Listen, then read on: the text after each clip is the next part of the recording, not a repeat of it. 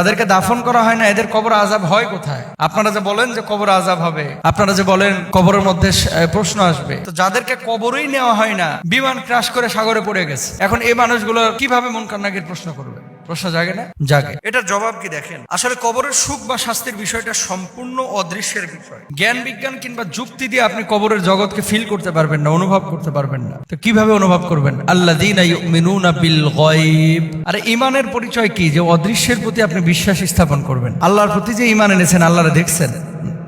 আপনি দেখেন না, আমিও দেখি নাই। চর্মচক্ষু দিয়ে আমার আল্লাহকে দেখা সম্ভব না, তা আপনি আল্লাহর প্রতি ঈমান এনেছেন না? বাতাস আপনি দেখেছেন? ধরা যায়, ছোঁয়া যায়? বিশ্বাস করেন না যে বাতাস বলে কিছু আছে? সূর্যের আলো দেখতে পাচ্ছেন, ধরতে পাচ্ছেন না, ফিল করতে পারতেছেন, অনুভব করতে পারতেছেন, কিন্তু আকার আকৃতি দিয়ে একে বুঝতে পারতেছেন না। কবরের জিন্দেগির যে বিষয়টা, এই বিষয়টা হচ্ছে টোটালি একটা অদৃশ্যের বিষয়। ইসলামী শরিয়ায় মানুষ মারা যাওয়ার পরে যে বিষয়টি বলা হয়েছে যে তার রূহটা আসলে কবরে থাকে না, তার রূহটা দুনিয়াতেও থাকে না। তার রূহটা থাকে কোথায়? তার রূহটা চলে যায় হচ্ছে আলামে বারজাখে, হয় ইল্লিয়িনে যাবে অথবা সিজ্জিনে যাবে। এই দুইটা জায়গার যে কোনো এক জায়গায় যাবে। জাহান্নামে হলে এক পরিবেশে যাবে, জান্নাতে হলে আরেক পরিবেশে যাবে। মানুষের মূলত আযাব বা প্রশ্নের বিষয়টা হচ্ছে তার রূহের সাথে, তার বডির সাথে না। দেখেন, এই বডিটা ততক্ষণ পর্যন্ত দাম আছে, মূল্য আছে, যতক্ষণ পর্যন্ত রূহ নামক পাখিটা আপনার এই বডি নামক খাঁচার মধ্যে আছে। যেদিন আপনার রূহটা বডি থেকে আলাদা হয়ে যাবে, সেদিন এই বডিতে আঘাত করলে ব্যথা পাবেন না। প্রমাণ নেন, আরেকটু সহজ করে বলি। অপারেশনের সময় ডাক্তাররা যে কাটাছেড়া করে, ইঞ্জেকশন দিয়ে ওই জায়গাটাকে অবশ করে, এরপরে কাইটে চুরমার করে ফেলাইতেছে, আপনি টেরও পাচ্ছেন না। তার মানে রূহের সংযোগটা ওখান থেকে বিচ্ছিন্ন হয়ে গেছে সাময়িকভাবে। এই জন্য আপনি ব্যথা অনুভূত হচ্ছে, মানে আপনার ব্যথা অনুভূত হচ্ছে না।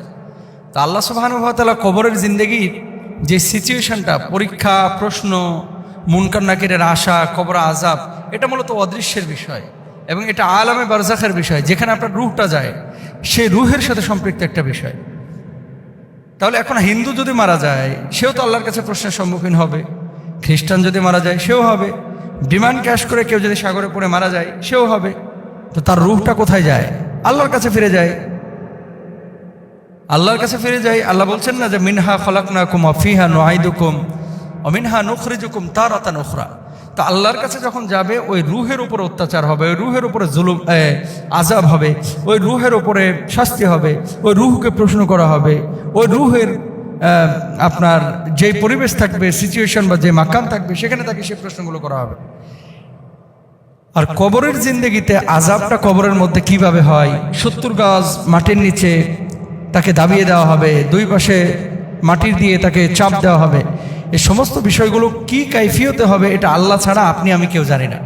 সুতরাং কোনো মানুষ যদি মনে করে যে কবরের জিন্দেগি এটা মিথ্যা জিন্দেগি, না, মানুষের জীবনের 3টা স্টেপ বা ধাপ আছে।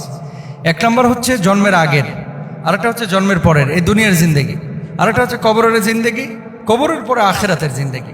বুঝতে পেরেছেন নিশ্চয়?